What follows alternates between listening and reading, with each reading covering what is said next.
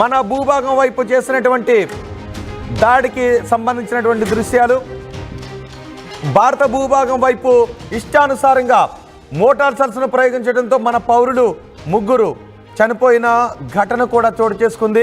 ఆ దాడి దృశ్యాలు పాకిస్తాన్ మన పౌరుల ఇళ్లపై ప్రయోగించినటువంటి మోటార్ సెల్స్కి సంబంధించినటువంటి దృశ్యాలు, మోటార్ సెల్స్ తాకి మన పౌరుల ఇల్లు దెబ్బతిన్నటువంటి దృశ్యాలు మీరు చూస్తూ ఉన్నారు. మనం ఉగ్ర శిబిరాలపై దాడి చేస్తే పాకిస్తాన్ మాత్రం మన పౌరుల ఇళ్లను టార్గెట్ చేసుకుని మోటార్ సెల్స్ను ఎటువైపు పడుతున్నాయో ఎక్కడ పడుతున్నాయో కూడా తెలియకుండా ఇష్టానుసారంగా వాటిని ప్రయోగించింది. మనం వాళ్ళ సైనికుల జోలికి వెళ్ళలేదు. చూడండి ఒకసారి, ఇదే మన భారత పౌరుల ఇళ్లపైన టార్గెట్ చేసినటువంటి దృశ్యాలు. 90 మంది పాకిస్తాన్ ఉగ్రవాదులు చచ్చిపోయారు. పాకిస్తాన్ ఉగ్రవాదులు చచ్చిపోతూ ఉంటే వాళ్ళు మన పౌరులను టార్గెట్ చేసుకొని మన పౌరుల ఇళ్లపైకి మోటార్ సెల్స్ను ప్రయోగించినటువంటి దృశ్యాలు ఇప్పుడు మీరు ఆర్టీవీ స్క్రీన్ పై చూసారు. ఇప్పుడు మీరు చూస్తున్నటువంటి ఆ 3 బాక్స్లో చూస్తున్నటువంటి దృశ్యాలు మనం టెర్రరిస్టులపై జరిపినటువంటి దాడి దృశ్యాలు. మనం టెర్రరిస్టులను 100 మందిని చంపేశాం. బహుశా ఇప్పుడు 90 మంది చనిపోయారనే వార్తే మనకు వస్తూ ఉంది. ఇప్పుడు కొద్దిసేపట్లోనే బహుశా 100 మంది చనిపోయారనే వార్తను మీరు ఆర్టీవీలో వినే అవకాశం ఉంది, వినబోతూ ఉన్నారు. అందుకే మొత్తం ప్రజలందరూ కూడా బయటకు వచ్చి ఇప్పుడు మనం జై భారత్ అని నినాదాలు చేసే సందర్భం ఏర్పడింది. ఇప్పటికే సైన్యం న్యాయం జరిగింది అంటూ కూడా పోస్ట్ కూడా చేసింది. మనం అమెరికాకు తెలియజేశాం, ప్రపంచానికి తెలియజేశాం, మేము ఉగ్ర శిబిరాలపై దాడులు చేశాం, 9 చోట్ల ఉగ్ర శిబిరాలను నాశనం చేశాము అని చెప్పాం. పాకిస్తాన్ మాత్రం ఇంకా LOC దగ్గర కాల్పులను జరుపుతూనే ఉంది. అందుకే ఇది భారత పౌరులందరూ ముక్త కంఠంతో జై భారత్ అంటూ మన సైన్యంకి ఆత్మస్థైర్యాన్ని నింపుతూ మన సైన్యం వెనుక నిలబడేటటువంటి పరిస్థితి. మనం భారత మాతకు, భారత జాతీయ జెండాకు, మన త్రివిధ దళాలకు గర్వంగా సెల్యూట్ చేసేటటువంటి సందర్భం. మనం ఇప్పుడు మువ్వన్నెల జెండాను చేతబట్టుకొని భారత మాతకు, మువ్వన్నెల జెండాకు, భారత ఆర్మీకి, భారత మిలిటరీకి సగర్వంగా సెల్యూట్ చేసేటటువంటి సందర్భం ఇది. అందుకే అందరూ బయటకు వచ్చి ఆ దృశ్యాలను మీ సోషల్ మీడియా అకౌంట్లలో పోస్ట్ చేయండి. ఇప్పుడు మీరు ఆర్టీవీ స్క్రీన్ పైన చూస్తున్నారా? చూడండి ఒకసారి, జాతీయ జెండాలను పట్టుకొని రాజా సింగ్ నినాదాలు చేస్తున్నటువంటి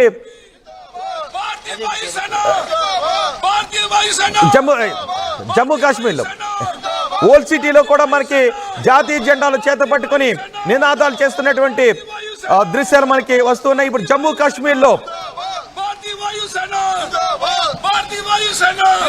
కాశ్మీర్లో మనం పాకిస్తాన్ పీచుమనిచ్చినటువంటి దృశ్యాలను గుర్తు చేసుకుంటూ దాడులకు పాకిస్తాన్ ఉగ్రవాదులు చనిపోయినటువంటి విషయాన్ని ఎలుగెత్తి చాటుతూ జాతీయ జెండాలతో సంబరాలు చేసుకుంటున్నటువంటి దృశ్యాలు మనం చూస్తున్నాం. దేశవ్యాప్తంగా ఇప్పుడు సంబరాలు చేసుకుంటూ ఉన్నారు. ఇండియన్ ఆర్మీ జిందాబాద్, ఇండియన్ ఆర్మీ జిందాబాద్ అంటూ కాశ్మీర్లో సంబరాలు చేసుకుంటున్నటువంటి దృశ్యాలు మీరు ఆర్టీవీ స్క్రీన్ పైన చూస్తున్నారు. ఇండియన్ ఆర్మీకి జిందాబాద్, జై భారత్, ఇండియన్ ఆర్మీ జిందాబాద్. మనం మన త్రివిధ దళాలకు సగర్వంగా బయటకు వచ్చి నిలబడి ఆకాశం వైపు చూస్తూ ఒక చేత్తో జాతీయ జెండాను పట్టుకుని మన ఇండియన్ ఆర్మీకి, ఇండియన్ మిలిటరీకి సాల్యూట్ చేసేటటువంటి సందర్భం. అందుకే ఆర్టీవీ కూడా సగర్వంగా భారత మాతకు, భారత జెండాకు, భారత ఆర్మీకి, భారత మిలిటరీకి సాల్యూట్ చేస్తుంది జై భారత్ అంటూ. మా ప్రతినిధి కృష్ణమోహన్తో నేను మాట్లాడబోతున్నాను. ఒకసారి విజయవాడ వెళ్దాం. కృష్ణమోహన్, రాత్రి 1:46 చెప్పకుండానే ముహూర్తాన్ని ఫిక్స్ చేసి పాకిస్తాన్ ప్రేరేపిత ఉగ్రవాదులను మనం చంపేశాం. దీంతో యావత్ జాతి కూడా సంబరాలు చేసుకుంటుంది. ఒక వార్తను సగర్వంగా ఆర్టీవీ స్టూడియో నుంచి మనం చెబుతున్నాం. ప్రపంచానికి ఈ సూర్యోదయాన్ని ఉగ్రవాదులను అంతమొందించామనే వార్తతో మనం పరిచయం చేస్తూ ఉన్నాం. సో ఈ దాన్ని ఎలా చూడాలి? ఈ దాడి తర్వాత భారత సమాజం నుంచి వస్తున్నటువంటి రియాక్షన్స్ ఏంటి? ఎస్ డెఫినెట్గా, ఎందుకంటే రాత్రి 1:44 ఏదైతే ఆపరేషన్ సింధూర్ పేరిట ఏదైతే భారత వైమానిక దళాలు ఏకంగా 9 ప్రాంతాలలో ఏదైతే ఉగ్రవాదులు ఉన్నారనే సమాచారంతో 9 ప్రాంతాలలో దాడులు నిర్వహించిందో ఆ దాడులకి ఒక్కసారిగా పాకిస్తాన్ ఉలిక్కి పడిందని చెప్పుకోవాలి. దాదాపుగా ఈ దాడుల్లో 90 మంది పైగా ఇప్పటికే ఉగ్రవాదులు మరణించినట్టుగా మనకి కొంత సమాచారం అయితే వస్తుంది. భారత్ నిర్వహించిన ఈ ఆపరేషన్ సింధూర్ ఏదైతే ఉందో ఈ తెల్లవారుజామున రాత్రి మిడ్నైట్ 1:44 జరిపిన దాడుల్లో కేవలం అరగంటలోనే ఈ దాడులన్నీ కూడా పూర్తి చేసి తర్వాత మన భారత్కు సంబంధించిన వైమానిక విమానాలు మొత్తం కూడా నేరుగా ఒక్క నిమిషం నేను ఇప్పుడే మీ దగ్గరికి వస్తాను. ఎస్, మనం ఈ దాడుల తర్వాత ఉత్తర భారతదేశంలో కొన్ని విమానాశ్రయాలను కూడా మనం క్లోజ్ చేశాం. ఎందుకంటే పాకిస్తాన్ ఎటువంటి పిరికిపంద చర్యకైనా పాల్పడే అవకాశం ఉంది కాబట్టి మనం నార్త్లో కొన్ని విమానాశ్రయాలను క్లోజ్ చేసినటువంటి దృశ్యాలు కూడా మనం ఆర్టీవీ స్క్రీన్ పైన చూస్తున్నాం. ఈ సమయంలో ఎవరు కూడా మాకు అసౌకర్యం కలిగింది అనే మాట ఎక్కడా కూడా రాదు. మేం భారత ఆర్మీకి, భారత మిలిటరీకి వెనుక ఉన్నాం. భారత మిలిటరీ ఎటువంటి చర్యలు తీసుకున్నా మేము మా భారత జాతి వెనుక కోసం నిలబడి ఉన్నామనే మాటలే అందరూ కూడా చెప్తున్నారు. మొత్తం విమానాశ్రయాలను కూడా క్లోజ్ చేశారు తాత్కాలికంగా. తదుపరి ఆదేశాలు వచ్చేంత వరకు విమానాశ్రయాలు నార్త్లో కొన్ని విమానాశ్రయాలను క్లోజ్ చేశారు తాత్కాలికంగా. తదుపరి ఆదేశాలు జారీ చేసేంత వరకు ఈ విమానాశ్రయాలు క్లోజ్ చేస్తుంటాయి. నేను చూస్తూ ఉన్నాను, అక్కడక్కడ కూడా పాకిస్తాన్ బెస్ట్ అంటూ కొంతమంది కమెంట్ చేస్తున్నారు. ఇంకా ఈ దౌర్భాగ్యమైన కమెంట్స్ ఎందుకు చేస్తూ ఉన్నారో నాకు అర్థం కావడం లేదు. బహుశా అలాంటి వాళ్ళు ఎవరైనా ఉంటే మరోసారి చెప్తున్నాను, దేశం విడిచి వెళ్ళిపోండి, మా దేశం విడిచి వెళ్ళిపోండి. మా గడ్డపై ఉండి పాకిస్తాన్కి జై కొట్టే వాళ్ళు ఎవరైనా ఉంటే దయచేసి మా భారతదేశాన్ని వదిలి పాకిస్తాన్కి వెళ్ళిపోండి. ఇంకా కమెంట్ బాక్స్లో అక్కడక్కడ ఈ కమెంట్స్ వినిపిస్తూ ఉన్నాయి కాబట్టి నేను చెప్తూ ఉన్నాను, ఇప్పటికీ పాకిస్తాన్కి జై కొట్టే ఎవరైనా వ్యక్తులు ఉంటే వాళ్ళు మా దేశం వదిలి వెళ్ళిపోండి. భారతదేశంలో పుట్టిన వాడైనా కూడా మా దేశం వదిలి వెళ్ళిపోండి. ఎస్, నేను మా ప్రతినిధి కృష్ణమోహన్తో మాట్లాడుతున్నాను.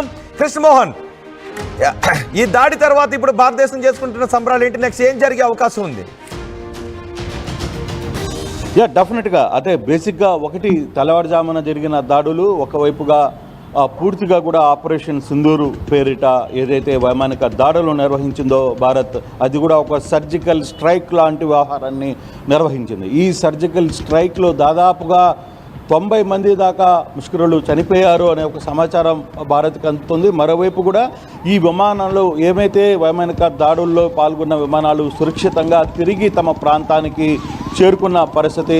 సో ఎక్కడైతే ఈ దాడులు నిర్వహించారో ఒక్కసారిగా పాకిస్తాన్ ఉద్రిక్తతకు లోనైంది. పాకిస్తాన్ ఒకసారిగా ఉలిక్కిపడింది. పాకిస్తాన్కి ఏం చేయాలో అర్థం కాని పరిస్థితుల్లో ఎల్ఓసిలో మొత్తం కూడా కాల్పులు జరిగే ప్రయత్నం కూడా చేసింది. ఇప్పటికీ స్టిల్ ఇంకా ఎల్ఓసిలో కాల్పులు జరుగుతున్నాయి. ఆ ఎల్ఓసిలో జరుగుతున్న కాల్పులకి భారత్ తిప్పి కొడుతోంది.